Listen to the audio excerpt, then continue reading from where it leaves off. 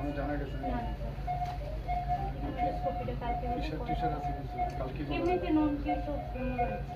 ইমারেটস আছে কোন কেস রয়েছে।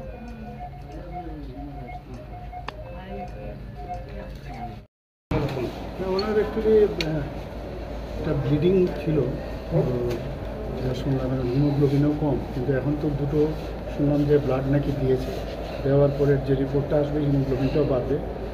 তো এমনিতে ওদের থেকে যা শুনলাম যারা ডাক্তার ওরা বিউটি ডক্টরসে বলছে যে মেলেনা হয়েছে না, তো সেই কারণেই ওনার ব্লিডিং মানে হিমোগ্লোবিন পার্সেন্টেজটা কম আছে। তো কালকে উদয় কোলোনোস্কোপি সিগমোস্কোপি করবে, তারপরে বোঝা যাবে আসল ডায়াগনোসিসটা কী হবে, তখনই বোঝা যাবে। আদারওয়াইজ তো ওনার ভাইটাল সাইন সব ঠিক আছে,